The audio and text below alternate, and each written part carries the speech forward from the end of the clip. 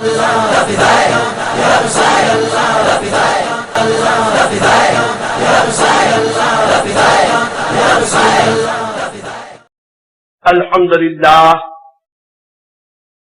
للہ رب العالمین والعاقبۃ للمتقین والصلاة والسلام علی اشرف الانبیاء والمرسلین وعلى آلہ واصحابہ اجمعین، اما بعد۔ اعوذ باللہ من الشیطان الرجیم، بسم اللہ الرحمن الرحیم۔ قد افلح من تزکا وذکر اسم ربہ فصلی۔ صدق اللہ العظیم، وبلغنا رسولہ النبی الامین الکریم، ونحن على ذلك لمن الشاهدين والشاكرين، والحمد لله رب العالمين۔ قال الله تبارك وتعالى في شان حبيبه الأعلى: إن الله وملائكته يصلون على النبي يا أيها الذين آمنوا صلوا عليه وسلموا تسليما۔ اللهم صل على سيدنا ومولانا محمد معدن الجود والكرم، منبع العلم والحلم والحكم، وآله وصحبه وبارك وسلم، صلاة وسلاما عليك يا رسول الله وعلى آلك وأصحابك يا حبيب الله۔ بکار خیش حیرانم غثنی یا رسول اللہ، پریشانم غثنی یا رسول اللہ۔ شہاب کس نوازی کن، طبیبا چارہ سازی کن، مریض درد عصیانم غثنی یا رسول اللہ صلی اللہ تعالی علیہ وسلم۔ غوث اعظم بمن بے سر و ساما مدد، قبلہ دی مدد، کعبہ ایما مدد، انتظار کرم کست من عینی را، اے خدا جو و خدا بین و خدا داں مدد، اور قادریم نعرہ یا غوث اعظم می ظلم، قادریم نعرہ یا غوث اعظم می ظلم، دمز شیخ احمد رضا خان قطب عالم می ظلم۔ صد احترام علماء کرام،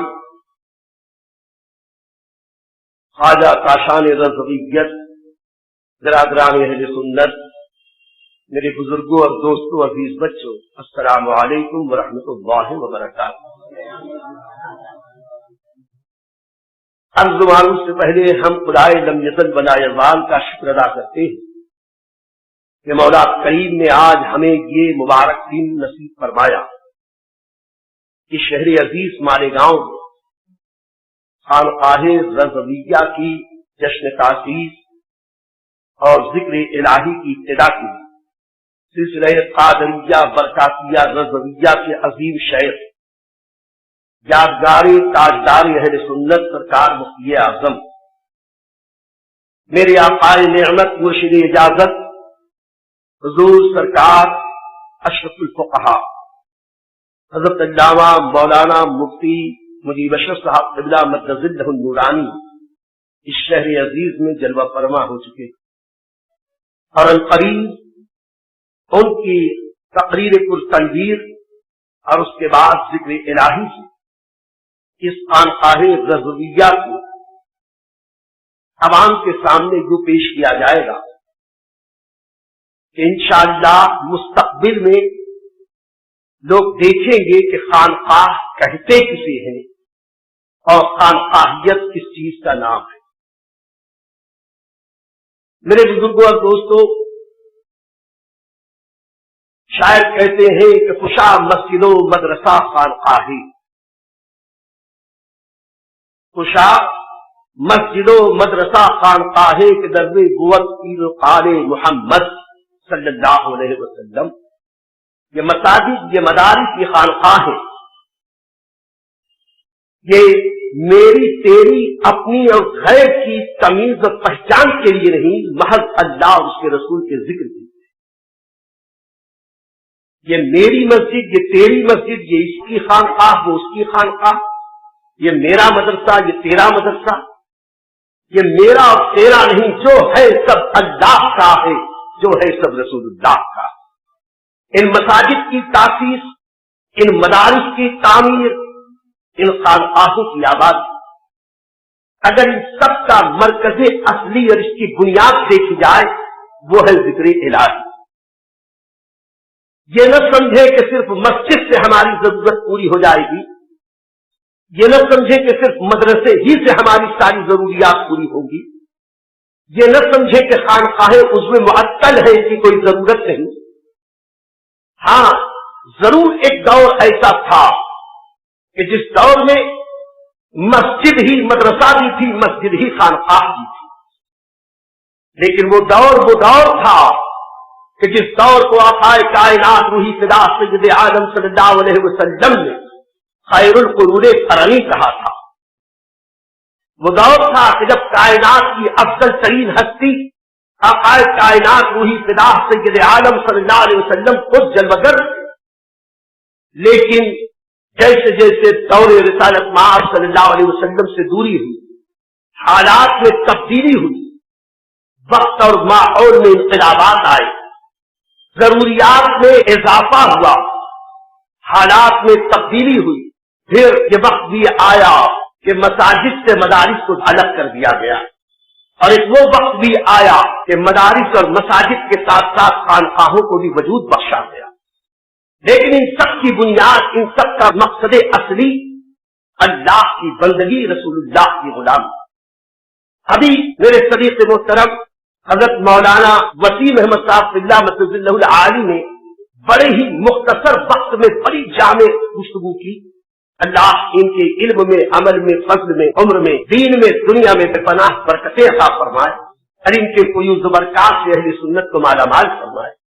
میرے دوستوں، انہوں نے بہت مختصر وقت میں بڑی پیاری پیاری باتیں ارشاد کی۔ انہوں نے کہا کہ ہمارا جسم مرکب ہے، جسم اور روح سے۔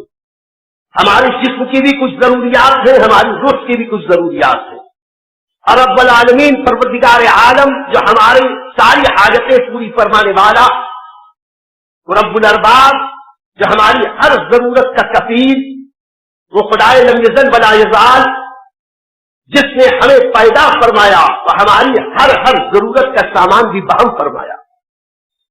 اس نے اگر ایک طرف ہمارے جسم کی نشو و نما کے لیے، ہمارے جسم کی بقا کے لیے غذائی اجناس کو تخلیق فرمایا، تو دوسری طرف اسی رب کریم نے ہماری روح کی طاقت و توانائی کے لیے اپنے ذکر و اذکار کا سلیقہ سکھایا۔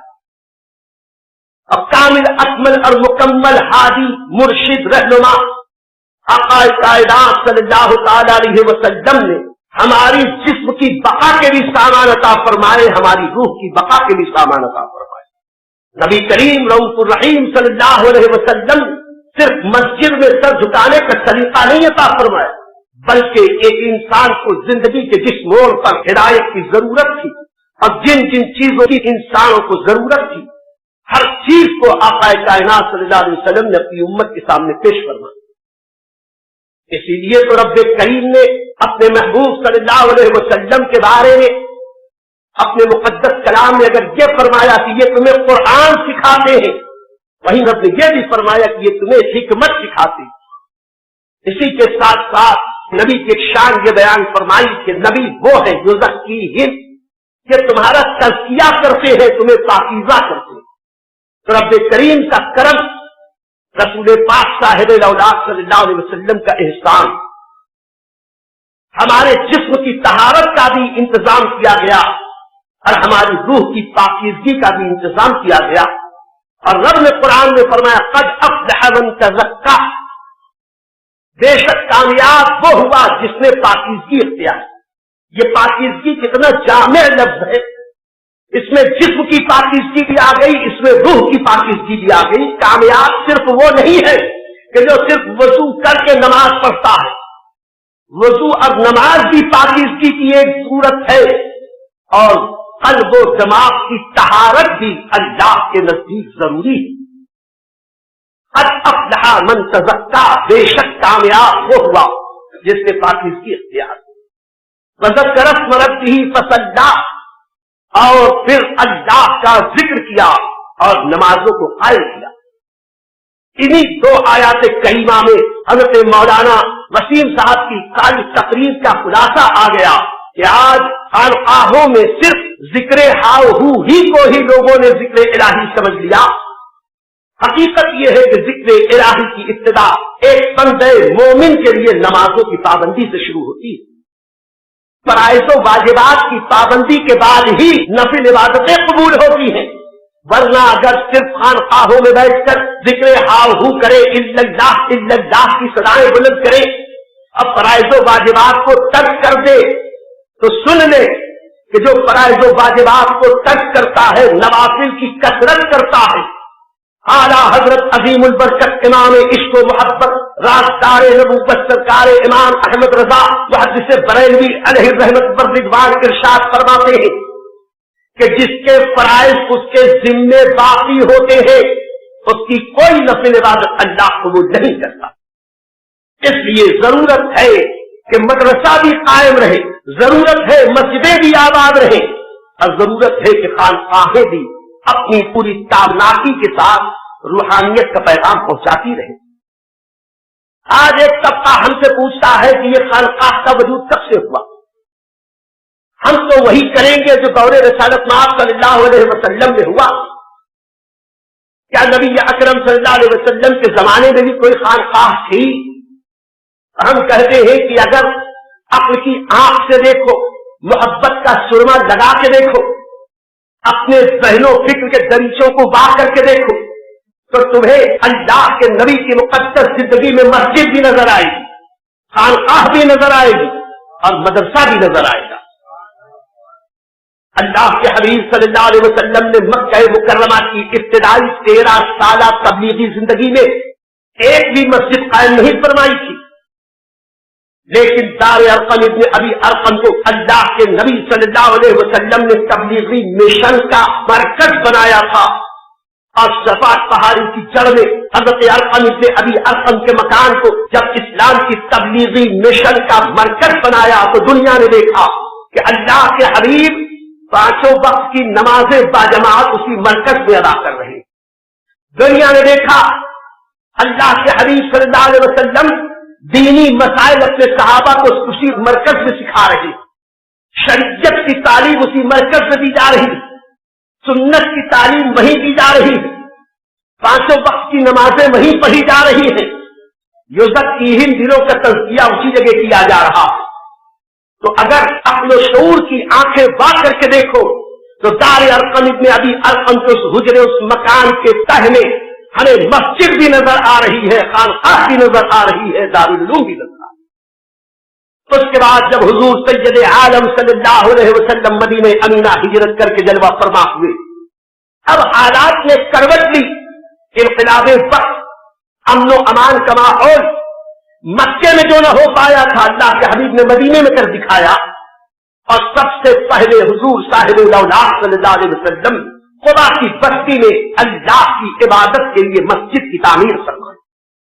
پہلا وہ گھر جو اللہ کی عبادت کے لیے مدینہ امینہ میں بنا وہ مسجد خدا، اور چند دنوں کے بعد جب آقا کائنات صلی اللہ علیہ وسلم مدینہ امینہ میں جلوہ فرما ہوئے، اللہ کے حبیب صلی اللہ علیہ وسلم نے اپنا حجرہ، اپنا مکان نہ بنایا، اپنی بیویوں کے لیے، اپنے بچوں کے لیے رہائش گاہ نہ بنائی، سب سے پہلے آقا کائنات صلی اللہ علیہ وسلم نے مسجد نبوی شریف کی تاسیس فرمائی اور بتا دیا کہ اے میری قوم کے لوگ، اے میرے امتیوں، تمہاری کامیابیوں کی کلید اگر کوئی ہے تو اللہ کے گھر مسجدیں۔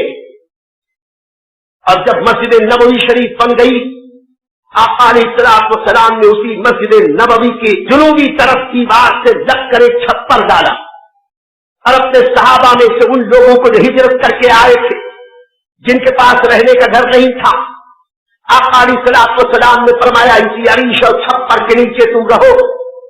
ان اصحاب کو اصحاب صفہ کہا گیا، اور اصحاب صفہ وہ تھے کہ ان کی زندگی کا معیار اور مزاج یہ تھا کہ درے نبی پر پڑا رہوں گا، پڑے ہی رہنے سے کام ہوگا، درے نبی پر پڑا رہوں گا، پڑے ہی رہنے سے کام ہوگا، کبھی تو قسمت کھلے گی میری، کبھی تو میرا سلام ہوگا۔ ان صحابہ کرام نے اپنے آپ کو دنیا سے بالکل دور کر لیا، درے پاک پیغمبر سے پڑ گئے اور نبی اکرم صلی اللہ علیہ وسلم کی خدمت اقدس میں حاضر رہے۔ نماز کا وقت آتا، مسجد میں نماز پڑھتے، امامت میرے آقا علیہ الصلوۃ والسلام فرماتے، اقتداء سارے صحابہ کرتے۔ اس کے بعد دنیا نے یہ بھی دیکھا کہ صحابہ صفار صرف نماز نہیں پڑھتے تھے، دن رات اللہ کے نبی کی خدمت میں درس دین حاصل کیا کرتے، اسلام کی تعلیمات سیکھتے، احادیث طیبات سرکار سے سیکھتے، اس پر عمل کر کے دنیا کو بتاتے، اپنے شاگردوں کو وہ علم دین پہنچاتے۔ نتیجہ یہ نکلا کہ دنیا نے دیکھا کہ مسجد کے نمازی ہی مدرسے کے طالب علم بھی ہوئے، مدرسے کے مدرس بھی بن گئے۔ میری اس گفتگو کا مقصد یہ بتانا ہے، مکے میں ابھی ماحول سازگار نہ تھا تو مسجد بھی نہ بن سکی، اور جب مدینے میں حالات سازگار ہوئے تو پہلے مسجد خدا پھر مسجد نبوی کا وجود ہوا، پھر الگ الگ مدینے کے محلوں میں دوسری مساجد بنائی گئی۔ اب ضرورت تھی، حالات سازگار تھے، وہ مدرسہ جو دار ارقم ابن ابی ارقم کے دروازے کے پیچھے چلتا تھا، اب مسجد نبوی کے ذہن میں کھلے عام مدرسہ قائم ہو گیا۔ لیکن وہ دور ایسا دور پر نور تھا کہ اس میں ضرورت نہ تھی کہ خانقاہ اور مدرسے کو الگ الگ بنایا جائے، اس لیے وہی خانقاہ بھی تھی، وہی درسگاہیں بھی سجتی تھی، جسم کی تربیت کا نظام بھی تھا، روح کی تربیت کا نظام بھی تھا، اور یہ نظام برکت نشان چلتا رہا۔ بیعت کا وہ سلسلہ جو مکہ مکرمہ سے چلا تھا، منا کی وادی میں حضور سید عالم صلی اللہ تعالی علیہ وسلم نے مدینہ امینہ کے مسلمانوں کا ہاتھ اپنے ہاتھ میں لے کر بیعت کی، ان کی جانوں کو خریدا، اس کے عوض جنت کی بشارت دی۔ اس کے بعد یہ بیعت کا سلسلہ چلتا رہا، اللہ کے نبی کے دست اقدس پر بیعت ہوتی رہی، تاکہ کہ اللہ کے حبیب صلی اللہ علیہ وسلم ظاہری طور پر اس دنیا سے تشریف لے گئے۔ اب نبی کے بعد نبی کے نائب، نبی کے خلیفہ اعظم، افضل البشر بعد الانبیاء بالتحقیق سیدنا ابو بکر صدیق رضی اللہ تعالی عنہ نبی کے خلیفہ بن کے سامنے آئے۔ وہ دور بھی وہ دور تھا جس کے بارے میں آقا نے فرمایا، خیر القرون قرنی ثم الذین یلونہم، سب سے بہترین میرا زمانہ، اس کے بعد بعد کا زمانہ۔ اب نبی کے صحابہ کا زمانہ اتنا برکت والا کہ یہ خلافت، یہ بیعت، یہ سب کا سب اتحاد اور اتفاق کے ساتھ حضرت صدیق اکبر کے دست اقدس پر ہوتی رہی۔ حضرت صدیق اکبر نائب نبی بن کر مسلمانوں کی جسم کی حفاظت کا سامان بھی کرتے رہے، ان کی روح کی حفاظت کا سامان بھی کرتے رہے۔ اور صدیق اکبر جب اس دنیا سے تشریف لے گئے، نائب نبی بن کر حضرت فاروق اعظم جلوگر ہوئے۔ ان کی شہادت کے بعد عثمان غنی رضی اللہ تعالیٰ عنہ جلوگر ہوئے۔ ان کے بعد مولائے کائنات مشکل کشا شیر خدا حضرت علی کرم اللہ تعالیٰ وجہ الکریم خلیفہ ہوئے۔ ان کے بعد حضرت امام حسن مجتبی خلیفہ ہوئے۔ یہ وہ دور و دیار نور تھا کہ روحانیت کی بیعت بھی وہی کرتا تھا، سیاسی بیعت بھی وہی کرتا تھا جو سچا نائب نبی ہوتا تھا۔ لیکن حضرت امام حسن کے بعد جب صحابہ کا دور اخیر آیا، دنیا میں فتنوں نے پر پھیلایا، انہی فتنوں کی وجہ سے وہ سیاسی ابتری، وہ اختلاف، وہ انتشار ہوا کہ غیبدان نبی نے پہلے ہی بتا دیا تھا، میں میری امت پر فتنوں کو برستے ایسے دیکھ رہا ہوں جیسے تم اپنی چھتوں پہ پانی کو برستے دیکھتے ہو۔ اور جب فتنے بڑھے تو فاطمہ کے لال علی کے لخت جگر کو اور اس علقوب مبارک کو جس کو نبی بوسا دیتے تھے، دنیا نے دیکھا کہ ظالموں نے اسی گلے پر خنجر چلانا شروع کیا. غور کو کرو کہ نبی اکرم صلی اللہ علیہ وسلم جس حجر اسود کو بوسہ دے دے 1400 سال کے بعد آج تک حجر اسود کو بوسہ دیا جا رہا, قیامت کی صبح تک بوسہ دیا جائے گا. لیکن جس گلے کو امام حسین کے حلقوم مبارک کو نبی اکرم صلی اللہ علیہ وسلم نے بوسہ دیا, ان فتنہ گروں نے, ان ظالموں نے اسی حلقوم مبارک سے تیر چلانا شروع کیا. فتنے بڑھے, برکتیں کم ہونی شروع ہوئی. نتیجہ یہ نکلا کہ حق والوں کو پیچھے ہونا پڑا, حقداروں کو پشت پر جانا پڑا, اور اس طرح کے ظالموں جابروں کی حکومت ہو گئی. انہی فتنوں کی وجہ سے اہل حق کا ایک گروہ وجود میں آیا. انہوں نے کہا ہمیں سیاست کی ضرورت نہیں, ہمیں حکومت کی ضرورت نہیں, ہمیں طاقت کی ضرورت نہیں, ہمیں تو غلامی مصطفیٰ کے نام سے, ہمیں تو نبی کی غلامی کرنی ہے. ان بزرگان دین نے اپنی مسلک الگ سجائی. وہی وہ وقت تھا جب بیعت 2 حصوں میں تقسیم ہوئی. ایک بادشاہوں کی بیعت کہ بادشاہ سیاسی بیعت کرنے لگے, اور خانقاہوں میں اللہ کے مقدس ولیوں نے روحانی بیعت کا سلسلہ شروع کیا. حضرت امام حسین کو مولا علی سے جو ملا انہوں نے امام زین العابدین کو عطا کیا. امام زین العابدین نے انہیں جو کچھ ملا امام باقر کو عطا کیا, امام جعفر کو پہنچا, اور مختلف اولیاء کرام سے ہوتا ہوا سرکار بغداد تک پہنچا. دوسری طرف حضرت علی مرتضیٰ کرم اللہ تعالی وجہ الکریم نے اپنی وراثت ایمانی سے دیکھ لیا تھا کہ مستقبل میں بیعتیں 2 طرح سے تقسیم ہوں گی. حضرت مولا علی نے اپنی خلافت حضرت سرکار امام حسن بصری کو عطا فرما دی. اور دنیا نے دیکھا کہ بصرہ کا گدڑی پوش, بصرہ کا ایک غلام زادہ حضرت علی کا نائب بن کر اپنی خانقاہ میں اگر ایک طرف درس حدیث دے رہا تھا تو دوسری طرف لوگوں سے بیعت لے لے کر انہیں مصطفیٰ پیارے کا سچا غلام بنا رہا تھا.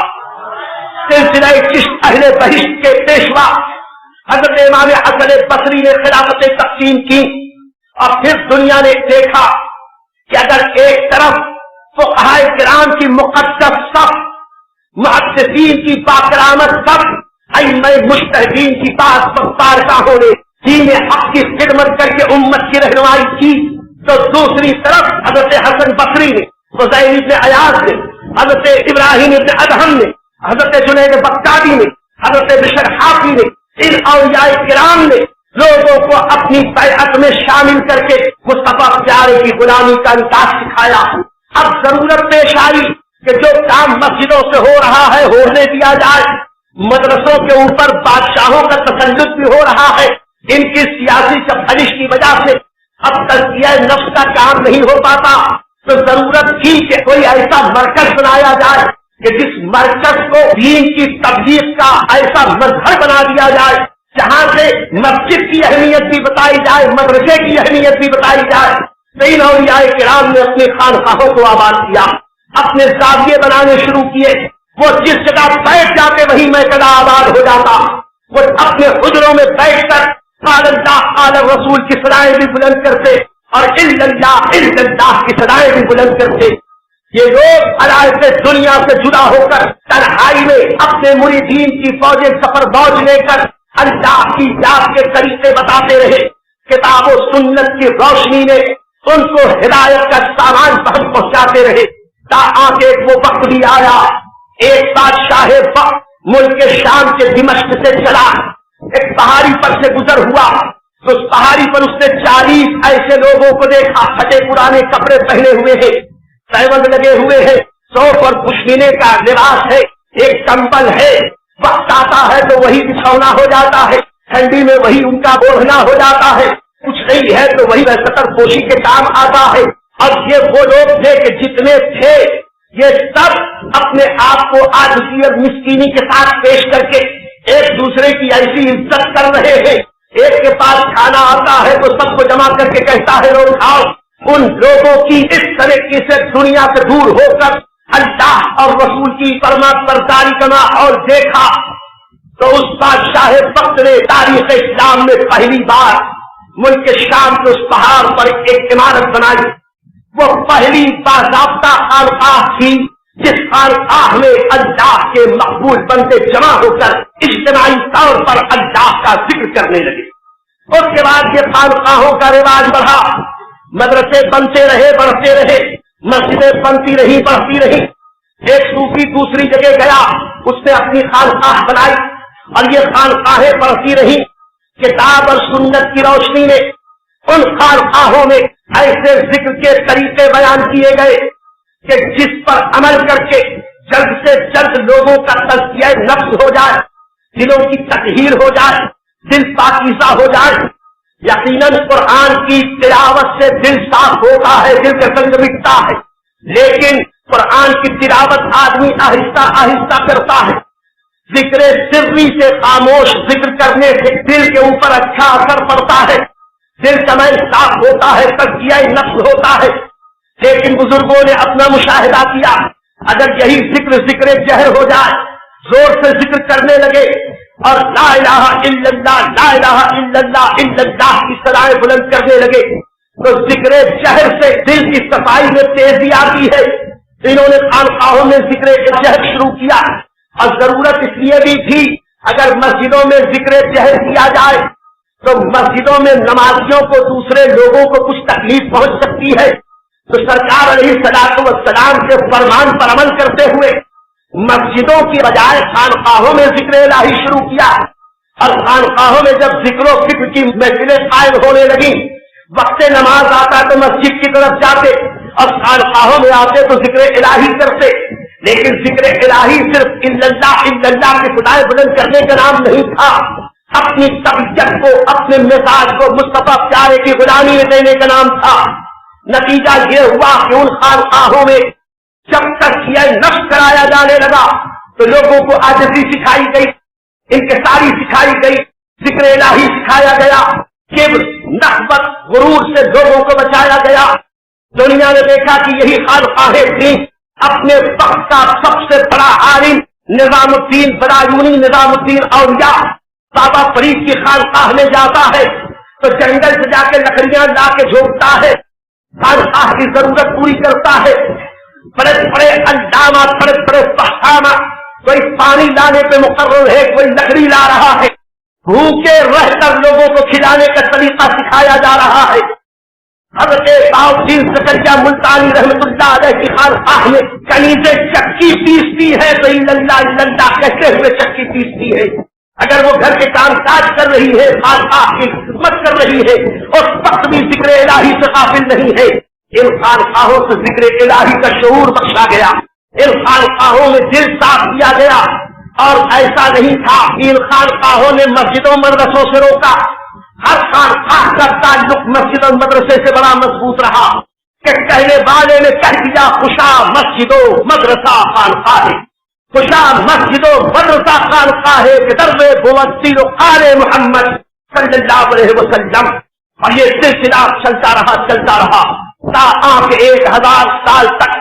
ان خانقاہوں نے، ان زاویوں نے، ان صوفیوں نے، ان پیروں نے پوری ملت اسلامیہ کی ہدایت و رہبری کی، اور ایسی رہبری کی کہ انہی خانقاہوں سے اپنے وقت کے محبوبان الہی برآمد ہوئے اور ان خانقاہوں سے اپنے وقت کے بڑے بڑے علماء اور محدثین پیدا ہوئے.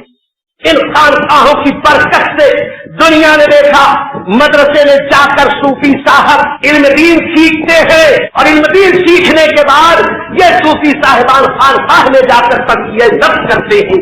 یہ بحث حالات کی تبدیلی تھی کہ ضرورت تھی کہ خانقاہیں بھی آباد رہے، مسجدیں مدرسے آباد رہے. ہوتا رہا، لیکن 1200 سال بیتتے دور رسالت صلی اللہ علیہ وسلم کی دوری کی وجہ سے جیسے ہر طبقے میں انحطاط آیا، ہر جگہ تنزلی آئی، وہیں پر مسجدوں کے ادب آداب میں کمی آئی، دوسری طرف مدرسوں کے فنون میں کمی آئی، تو تیسری طرف خانقاہیں بھی ایسے لوگوں کے ہاتھوں میں پہنچی کہ جنہوں نے خانقاہوں کی آبرو کو نیلام کرنا شروع کر دیا. اگر آج ہم مسجدوں کو دیکھیں، بظاہر مسجدیں ٹائلوں سے مزین ہیں، مرمروں سے مسجد کی دیواریں روشن ہے، برقی قمقموں سے، اے سی سے، قالینوں سے مسجدیں سجی ہیں، لیکن ایک دردمند دل رکھنے والا کہتا ہے میں ناخوش و بیزار ہوں مرمر کی سروں سے، میں ناخوش و بیزار ہوں مرمر کی سروں سے، میرے لیے مٹی کا حرم ایک بنا دو۔ وہ اندھیرا ہی بھلا تھا کہ قدم راہ پہ تھے، وہ اندھیرا ہی بھلا تھا کہ قدم راہ پہ تھے، روشنی لائی ہے منزل سے بہت دور ہمیں۔ آج مسجدیں سج گئی، سجدے بے روح ہو گئے۔ کل مٹی کا حرم تھا، ادب باقی تھا حرم کا، ادب باقی تھا شریعت کا، ادب باقی تھا سنت کا۔ آج مسجدیں سج گئی، ادب سے ہمارے دل خالی ہو گئے۔ آج وہ بےہودگیاں، وہ بے ادبیاں، حرمین طیبین ہو یا دنیا کی کوئی مسجد، یہ بتانے کی بات نہیں کہ ادب آداب میں کتنی کمی آئی۔ دوسری طرف مدارس، وہ فیوز و برکات کہ جن چٹائیوں سے کبھی غزالی اور رازی پیدا ہوئے، جن مدرسوں کی دین ایک طرف ہمارے غوث پاک ہے تو دوسری طرف خواجہ معین الدین چشتی، یہ مدرسوں ہی سے تو دنیا کے سامنے آئے تھے۔ وہ مدرسے اپنے اپنے دور میں ایک سے ایک دین کے خادم، دین کے رہبر پیدا کیے۔ اب انحطاط کا دور آیا تو آج ہم دیکھ رہے ہیں کہ کیسا مدرسہ ہے، کیسے مدرسے کے لوگ ہیں، کیسے پڑھنے والے، کیسے پڑھانے والے۔ داتا گنج بخش لاہوری رحمت اللہ تعالی علیہ نے اپنے دور میں کہا تھا کہ علماء دنیا سے اٹھ گئے۔ انہوں نے کہا تھا کہ اب دنیا میں کوئی صوفی باقی نہیں، آج کوئی پیر باقی نہیں، آج کوئی مرید باقی نہیں۔ 400 سال پہلے حضرت میر عبد الواحد بلگرانی علیہ الرحمٰن نے سبع سنابل میں لکھا کہ اس زمانے میں کوئی پیر کہلانے کے لائق کہاں ہے، آج کوئی سچا مرید ہونے کے لائق بھی نہیں ہے۔ ان کے دور میں ان کے مزاج اور ذوق کے مطابق یہ حال تھا، آج کیا حال ہوگا ہم کیا بتا سکتے ہیں۔ لیکن وہی میر عبد الواحد بلگرانی کہتے ہیں جنہیں حضرت عیسیٰ جیسا مسیحا نہ ملے، وہ جڑی بوٹیوں سے کام نہ چلائے تو کیا کرے گا۔ اس لیے ضرورت تھی کہ یہ پیری مریدی کا سلسلہ خانقاہیں باقی رہے، تو خانقاہوں کا یہ سلسلہ چلتا رہا۔ لیکن وقت کی نیرنگی جب خانقاہوں پر ایسے نااہل لوگ قابض ہوئے کہ جن کو نہ علم دین تھا، نہ شریعت کا درد تھا، نہ سنت سے محبت تھی، بس پڑے سجادے پر بیٹھ کر اپنے دنیاوی تعجش کا سامان کرنا تھا، تو رفتہ رفتہ خانقاہوں میں بگاڑ پیدا ہوا۔ اب یہ بگاڑ پڑھتے پڑھتے آج سے 400 سال کم و بیش پہلے وہ حال تو پہنچ گیا کہ حضرت مجدد الفسانی شیخ احمد سرہندی رحمۃ اللہ تعالی علیہ نے جاہل پیروں اور خانقاہوں کا نام بدنام کرنے والوں کے خلاف ایک محاذ قائم کیا۔ اگر ایک طرف اکبر کی اکبریت کے خلاف مجدد الفسانی نے جہاد کیا، وہیں سنت کی تبلیغ و اشاعت کے لیے وہ پیغام محبت جاری کیا کہ الحمدللہ ان مساجد جمیلہ سے آج خانقاہیں آباد۔ حضرت شاہ ولی اللہ اور غلام علی آزاد بلگرانی جیسے بزرگوں نے کہا کہ یہ صدقہ ہے مجدد الفسانی کا، ان کا کرم ہے کہ جو آج ہماری مسجدوں سے اللہ اکبر کی صدائیں بلند ہو رہی ہیں۔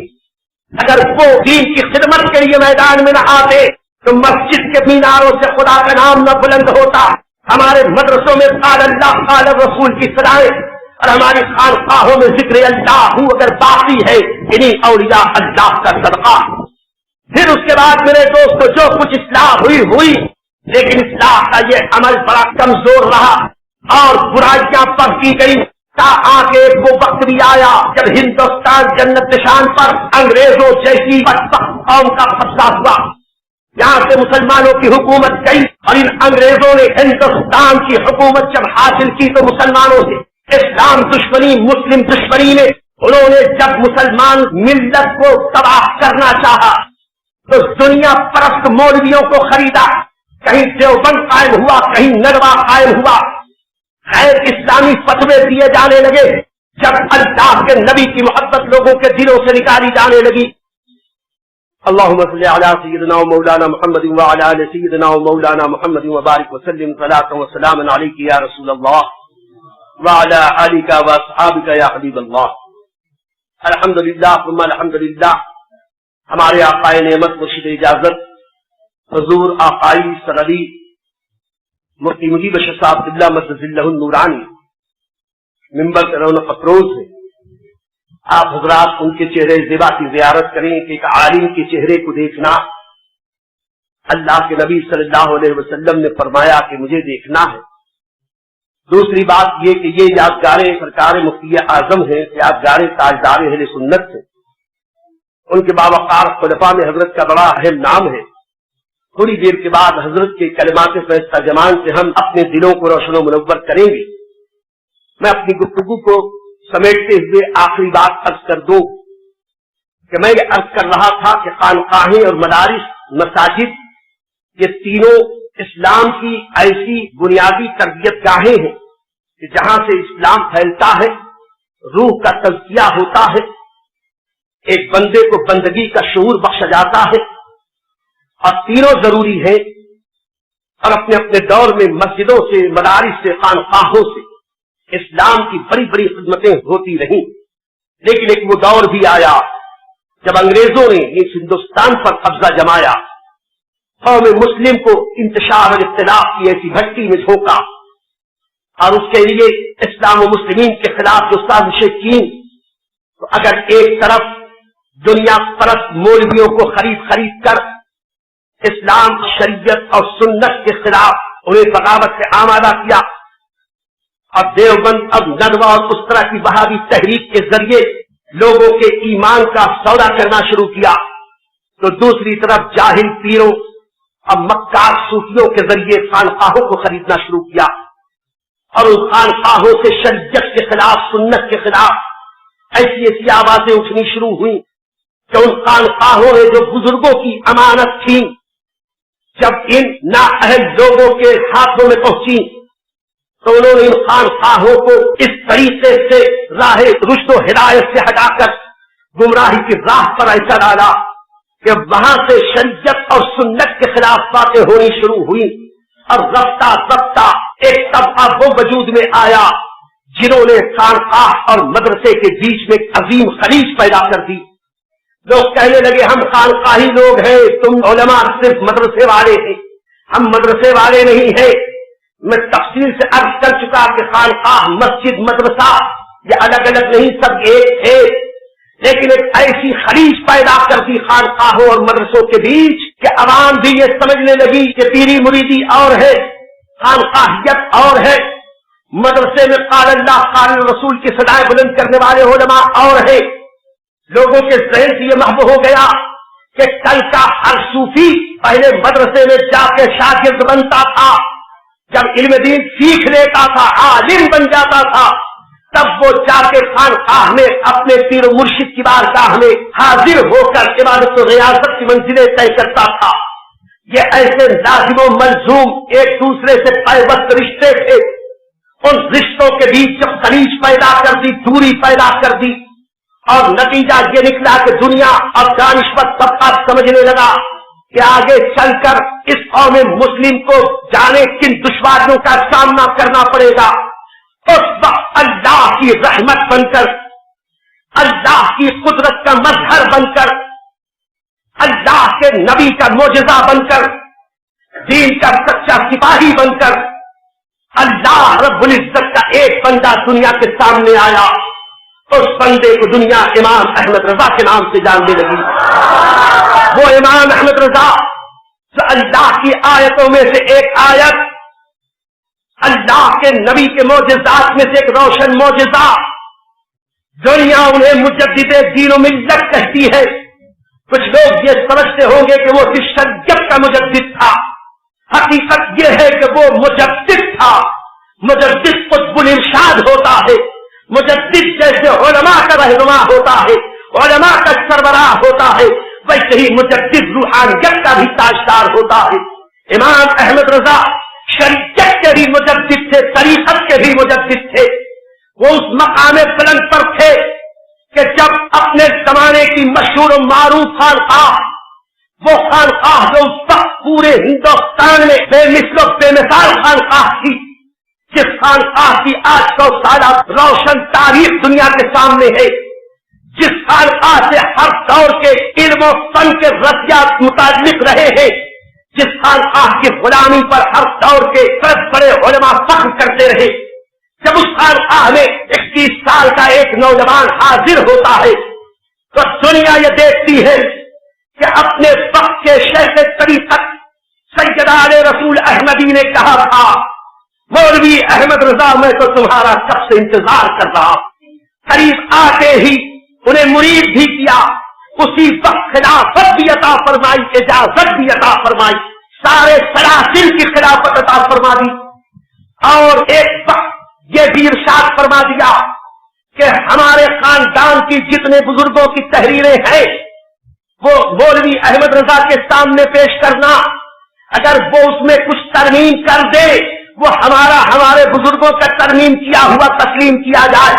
ये एतमाद ये रसूल सैयद आले रसूल अहमदी की बारगाह में इस नौजवान को हासिल था तो यूं ही नहीं था। इतने मजमुआ आले रसूल हज़रत शेख अबुल हुसैन अहमद नूरी ने अर्ज की कि हुजूर आपकी खानकाह में खिलाफत बड़ी मुश्किल से मिलती है। बरसों इबादतों रियाजत के बाद इबादतों की रियाजतों की भट्टी में तपाकर फिर खिलाफत दी जाती है। ये नौजवान आया बिलफौर कैसे सबका कर दिया। तो सैयद आले रसूल अहमदी ने इरशाद फरमाया और लोग आते हैं मैला कुचैला दिल लेके आते हैं। ये बच्चा आया तो चमकता चमकता रोशन दिल लेके आया। अब जरूरत थी सिर्फ निस्बत की, हमने उसका हाथ अपने हाथ में लेके गौसे पाक तक पहुंचा दिया। वहां से रसूल पाक साहिब औलाद से निस्बत हुई और जब निस्बत मजबूत हो गई अल्हम्दुलिल्लाह वो इस मकाम बुलंद पर फाइज हो गए कि खिलाफत के हकदार हुए। और दुनिया ने देखा सैयद आले रसूल अहमदी ने जिस यकीन और एतमाद के साथ इमाम अहमद रजा को मिल्लत के हवाले किया, इमाम अहमद रजा उस पर ऐसे खड़े उतरे कि शरीयत में, तरीक़त में, हकीकत में, मार्फत में, दीन की खिदमत में जिस जगह जैसी जरूरत थी मेरे इमाम अहमद रजा हर जगह सुरखरू और कामयाब होते नजर आए। और उनका बहुत बड़ा एक एहसान ये है कि दुनिया ये समझ रही थी कि खानकाह और मदरसा अलग अलग चीजें हैं, इनके दरमियान एक बहुत बड़ी खलीज कायम हो गई है। इमाम अहमद रजा की जात वो जात है कि खानकाह और मदरसे इस खलीज के ऊपर एक रोशन पुल का काम किया। खानकाह को मदरसे से मिलाया, मदरसे को खानकाह से मिलाया और ऐसे शरीयत और तरीक़त को बाहम किया कि अगर आज उनकी किताबें पढ़ी जाए और आज उनके फरामीन की रोशनी में देखा जाए तो हमें अल्हम्दुलिल्लाह इस दौरे क़हक़ुर रजाल में भी कहीं ताज शरिया चमकते नजर आते हैं, कहीं हुजूर अशरफुल फुक़हा चमकते नजर आते हैं। वो सरकार मुफ्ती आज़म हिंद जिन्होंने अपनी नूरानी इरफानी खिदमत के हवाले से वो दीन की खिदमत की और वही मसलके मुहब्बत मसलके आला हजरत थे कि जिसने खानकाह और मदरसों को मस्जिदों को एक साथ मरबूत कर दिया। और उसी का ये शाहसाना है कि हम ख्वाजा ताशान कादरियत, हम ख्वाजा ताशान रज़वियत इस शहर अजीज मारे गांव के रज़वी कादरी फकीरों ने यहाँ के सिलसिले से वाबस्ता अफराद ने सरकार मुफ्ती आज़म हिंद के नाम की इस मस्जिद के जवार में खानकाह रज़विया कायम किया है और दुनिया को बता दिया है मस्जिद, मदरसा और खानकाह ये अलग अलग चीजें नहीं है, ये मज़ाहिर है मुस्तफा प्यारे सल्लल्लाहु अलैहि वसल्लम की अज़मतों की। ये वो मकामात है जहाँ नबी अकरम सल्लल्लाहु अलैहि वसल्लम की मोहब्बत पिलाई जाती है। अब मैं इसी पर अपनी गुफ्तगू खत्म करता हूँ और ये दुआ करता हूँ कि अल्लाह हमारे अकाबिर को, बुजुर्गों को सलामत रखे, इनके नक्शे कदम पर हमें चलाए, हमें मस्जिदों को आबाद करने की भी तौफीक अता फरमाए, मदारिस को आबाद करने की भी तौफीक अता फरमाए और खानकाहों से अख़ज़ फैज़ की भी तौफीक अता फरमाए। व आखिरु दावाना अनिल हम्दुलिल्लाहि रब्बिल आलमीन। आप मेमार मिल्लत चैनल को सब्सक्राइब करें, लाइक करें और अपने मुफीद मशवरों से, कमेंट से, मज़बूत कमेंट से हमें नवाजें। आपसे गुजारिश है कि इस चैनल को ज़्यादा से ज़्यादा सब्सक्राइब करें ताकि हम हमारे पैगाम को दुनिया के कोने कोने तक पहुंचा सकें।